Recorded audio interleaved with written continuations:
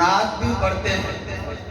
میں نے بھی سنا, آپ لوگوں نے بھی سنا, میں نے بھی پڑھا, آپ لوگوں نے بھی پڑھا کہ کوئی بھی حمد کا حق ادا نہیں کر سکتا.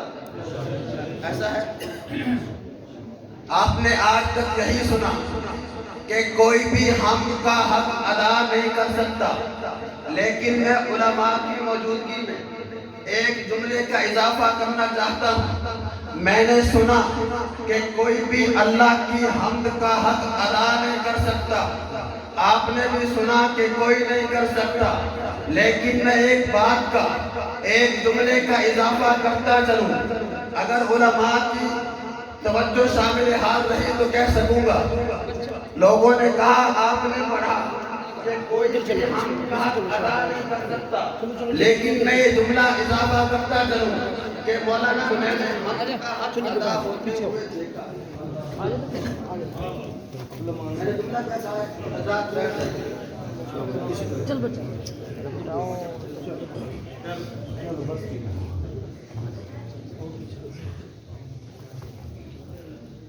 کوئی بھی حمد کا حق ادا نہیں کر سکتا. لیکن میں کہتا ہوں کہ میں نے حمد کا حق ادا ہوتے ہوئے دیکھا ہے. اب سوال پیدا یہ ہوگا کہ مولوی صاحب, ہم نے ہر مرتبہ یہی سنا کہ کوئی بھی حمد کا حق ادا نہیں کر سکتا, کوئی بھی نعت کا حق ادا نہیں کر سکتا. لیکن میں نے جملے کا اضافہ کیا کہ میں نے حمد کا حق ادا ہوتے ہوئے دیکھا ہے. آپ سوال کرو گے کہ مولانا کب دیکھا ہے, تو میں یہ جملہ کہوں گا کہ میں نے عالم ارواح میں دیکھا جب اللہ کے محبوب پیغمبر نے اللہ کی حمد ادا کی. جب عالم ارواح میں اللہ کے محبوب پیغمبر نے اللہ کی حمد ادا کی, اس وقت میں نے حمد کا حق ادا ہوتے ہوئے دیکھا ہے.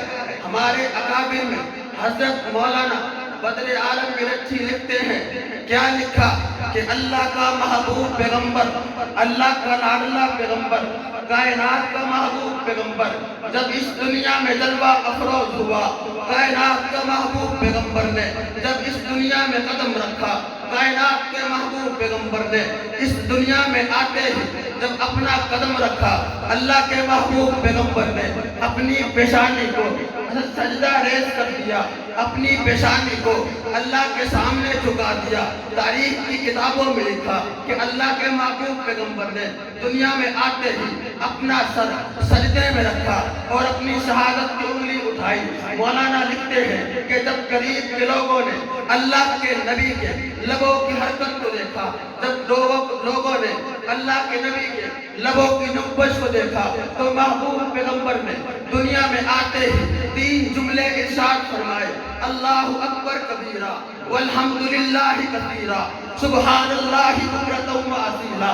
میں اپنے انداز میں اس کا ترجمہ یوں کرتا چلوں کہ اللہ کے محبوب پیغمبر نے کہا ہوگا, اللہ ساری خدائی تیرے لیے, اللہ سارا مقام تیرے لیے, اللہ ساری عظمت تیرے لیے, اللہ ساری عزت تیرے لیے, اللہ سارا مقام تیرے لیے, اللہ ساری عزتیں تیرے لیے, اللہ سارے رکوع تیرے لیے, اللہ سارے سجود تیرے لیے, اللہ سارے قیام تیرے لیے, اللہ ساری نمازیں تیرے لیے, اللہ ساری عبادتیں تیرے لیے, اللہ ساری ریاضتیں تیرے لیے. کائنات کے محبوب پیغمبر نے اللہ کی کبریائی بیان کرتے ہوئے تجھے اور مجھے میسج دیا, تجھے اور مجھے پیغام دیا.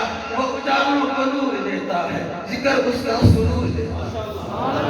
کیا پیغام دیا؟ وہ اجالوں کو نور دیتا ہے, ذکر اس کا سرور دیتا ہے. وہ اجالوں کو نور دیتا ہے, ذکر اس کا سرور دیتا ہے. اس سے مانگو تو کھل کے مانگو, وہ خدا ہے ضرور دیتا ہے. میں اپنے اگلے مہمان ثنا خان رسول, ابھرتی ہوئی شخصیت جو اپنے مخصوص انداز میں پورے ملک پاکستان میں اللہ کے نبی کی شان بیان کر رہے ہیں. میری مراد جناب حافظ اکرام اللہ صدیقی صاحب.